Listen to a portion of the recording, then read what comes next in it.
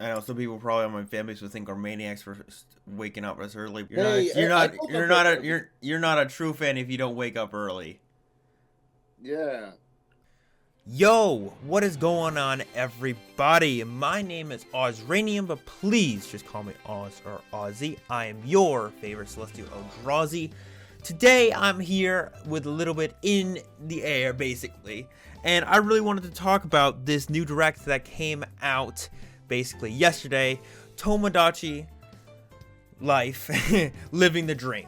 It came out with a direct 1/29/26/2026, and I wanted to give a few remarks about the direct itself and how excited I am for this new Tomodachi Life game. If you guys do not know, I have been a Tomodachi Life fan when it came out on the 3DS. Ever since it came out on the 3DS, I've played it for years until the Switch came along.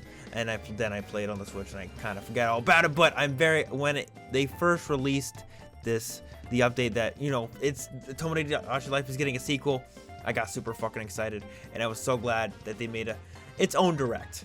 And yeah, I'm here to just talk about it. And I can't wait. I woke up 7 a.m. in the morning just to watch this. And let me just say, with no breakfast at all, it was worth it. It was so worth it. Now, just a little hubs up before I get right into this. I have to say a few words. I understand a lot of people are very concerned when it comes to the price point, but I just gotta say this. I will not tolerate the talking about the budget of Tomodachi Life Living the Dream in my comments. Full disclosure, I don't really care about the prices of video games in general, like barely at all in my life. Nevertheless, it makes me terribly sad that the ceaseless whining and moaning about a sale cost of a game is drowning out any substantial discussion about the game itself and the quality it can bring.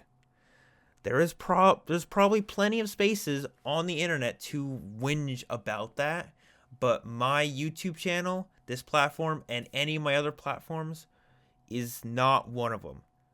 So please take it elsewhere. And if you are here to do that, this community and this fan base, this place is not for you. I'm sorry. Sorry. I had to put that, in there just because I don't really want to hear any of it. I hope you all can understand my boundaries and respect it. Thank you so much. Now, I got to get right to it. 100%. So, I put these in 3 categories to talk about. And, of course, the background footage is my own of basically my reaction, my watch party reaction with my community. So, hope you enjoy. But I first wanted to start off the update to the Mii Creation and customization. Now, I'm going to constantly compare this to the 3DS, and then I'm going to add my thoughts in between. So, basically, they added extra features to the Mii Creation itself. It's usually the same it's similar to what 3DS had, but they added, especially for the head. They definitely added better head quality type. And for hair, they added front bangs and the back. And I'm very glad they did that. While, the original Mii hair was just okay, I felt, in Tomodachi Life 3DS, I felt that it was very limiting on what you can or cannot do and stuff. So, I'm very glad that they decided to added way more customization in that aspect, including added highlights and colored hair and everything. I'm really glad that they kind of gave it more of a twist, so that way it can look more like you or the characters that you create, original characters. They made it very well touched, so that way you can literally have role play in your video game if you want to, 100%. Now, the biggest fucking thing ever in this game that I gotta talk about is adding new gender capabilities near the end. 100%. I'll probably right now, boop, I'll show my reaction to when I saw this. Also choose their name and gender. Ah, non-binary! Let's fucking go! That is my type of game. Nintendo can change. Yeah, I was just shocked and blown away. This is, yeah, and a lot of like the internet blew up over this. People are saying Nintendo woke and everything like that. It's so funny. But I think also what people don't realize, it's like people also don't realize that in the top right there, it also says dating preferences. So what that also means is that there is just, you know, marriages doesn't have to be straight man and woman anymore. It can be so much more. And I'm very glad that they are deciding to take the step into that with Tomodachi Life, especially for it is a family game, but I would consider it more of a lifestyle game. Kind of has similar to Sims and stuff, and just working, you know, it's a day-to-day life thing. It is very pleasing that there's just so much more options just to make people happy. And it's not in a way that forces anybody to be like, oh, you can't be a gender anymore, you have to be this or that. No, on stuff. They made it subtle enough, especially in the direct, that doesn't force anybody to, you know, to do anything they don't want to. It's just an added option, just there for a reason. I love that subtlety. But it's just me. Next, island change, 100%. First of all, loving that the island is way more smaller at first, 100%, compared to the 3DS. Because of the 3DS capabilities, it made it so that way the island stayed one shape, and you could tell where certain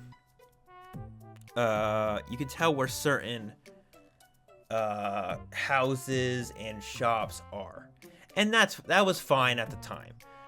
I get that, but now having the capabilities of similar to Animal Crossing, and probably was going to be coming up as a Pokemon Pokopia, having that customization to make your island bigger or smaller or whatever you feel like, gives the dynamic of, you know, your Mii's so much more depth than what it originally was on the 3DS. And I love the new shop names, 100%. I love the puns. Very good. The pallet house is gonna be going fucking crazy. Let me tell you, it's gonna go fucking crazy, especially because that is literally 3DS and DS era. That reminds me back when on Mario Kart DS, where you can customize your own, have your own logo with your carts and stuff. You can literally create so much more using that pallet house than what the game offers you. And I'm like, yes, this is what we want. It's literally becoming, this more Tomodachi Life is literally becoming more of a sandbox game, and I think that's where it can flourish the fucking best, when you give the power of creativity to the player. So happy about that. Oh my god, I'm just so ecstatic, man. Yeah. And I guess I'll talk about, individual housing, right? You got the individual housing, which I like that they gave finally, so it's not just a fucking big apartment building anymore. But now you can actually have an apartment building, and you actually have, you know, customization where you can have roommates, where you can. It's like back in the Smash 4 and Smash Ultimate, where you saw the Tomodachi life stuff. Great. I am so glad they actually implemented that feature that we saw a little bit into the game. I think that gives it more depth, but also in a healthy option that people recognize as well. A little bit of nostalgia mixed with a little bit with more something new. You gotta love that spice there. Mwah. 100%. And then to, I guess, kind of, I guess end it all off, I guess, yes, is the actual relationship dynamics with the Miis. I think they really put a lot of love into just the new feature, dropping Miis anywhere. Literally picking them up and dropping them to meet other Miis, to get to know each other. Especially for 3DS, you couldn't do that. They had to do that on their own. 100%. Wow, that is okay. Sometimes, you know, there's sometimes you wish you could do, but you know, it's less power than until now. I love the dropping Miis. They change the dynamic where they are and who they're talking to, especially if, you know, the Mii's dealing with something in their relationship. We saw the whole business there. That's totally fine. 100%.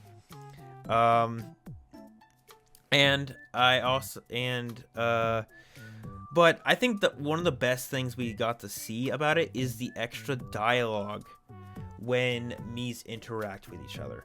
I think especially when it comes to the friends, like from 3DS, it was a blah blah blah blah blah blah blah blah blah, and don't either see stars if they got it or not. That was okay, but I'm glad we actually get to hear the conversation and see where the conversation is leading, so we can be more like edge of our seats, like we're eating popcorn and we're watching like a drama show. I know that sounds so weird, especially for a video game like that, but actually no, it's not. It's actually very fun. I actually am happy that we're getting stuff like this to make us feel more invested in putting little quirks into our Miis to make them more like ourselves or our original characters that we want to see. And I think that is going to do so much more for keeping new fans like satisfied with this new game. Also the new love sequence and stuff, it's like, oh, it's like anime, oh sorry, I didn't mean to hit you, we ran into each other and stuff like that. It's still Japanese coded. It was same in the 3DS version, but it's way more like thought out and just it's peak performance. You can't deny it. Now, okay, I'll talk about this little tidbit that happened right after Direct. Nintendo tweeted out 100%, and they posted that they're probably are going to, I don't know, it's gonna be everything, but you probably can't screenshot most of the game and stuff like that. I don't know if it's cutscenes. I don't know if it's actually, you know, the game. Well, you're just the main game itself, or all entirely. But I understand why they're setting their standard and their boundary on this. You can really do a lot with this game, and especially 3DS. You can do crazy shit with adding in different characters and everything like that.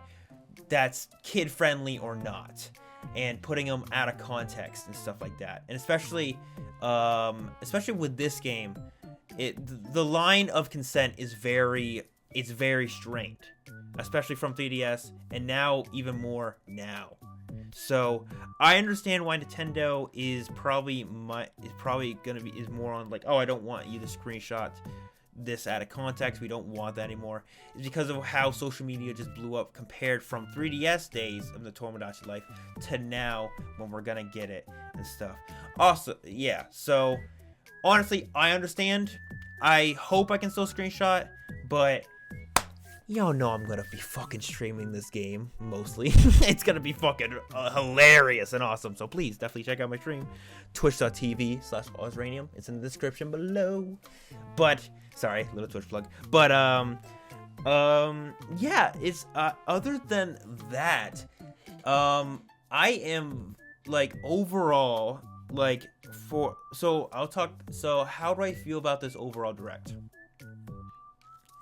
I felt to display the game, I thought they did really good. 100%. They really put in their effort to just show the baseline of Tomodachi Life Living the Dream and what's it like. And without not showing so much to spoil any other stuff. They only showed the baseline of what the original Tomodachi Life on the 3DS was like with the little extra features we saw. And I think that they covered that perfectly. It's not flawless. There's also not many flaws I really see as well. It's very good. I think it's very great. 100%. And so the game is coming out April 16th, 2026. Now, I am super excited because, thank God, because I'm going to PAX East 2026 this year. So I'll be happy to, when I get back home, to get ready to play this game on my Switch 2.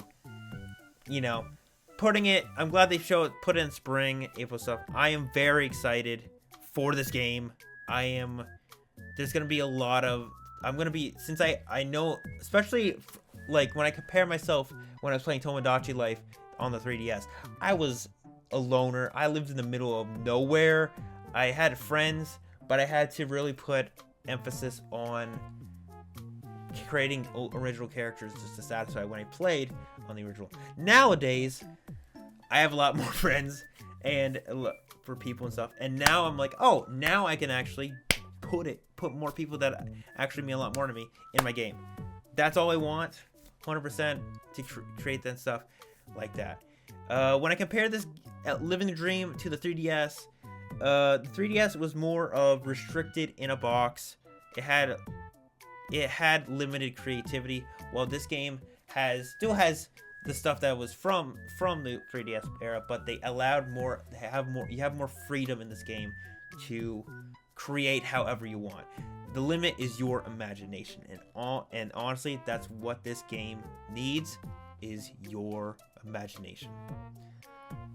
Guys, I hope you enjoyed this quick discussion. I know I'm a little bit darting and everything like that, if you can hear me. But honestly, I'm very excited.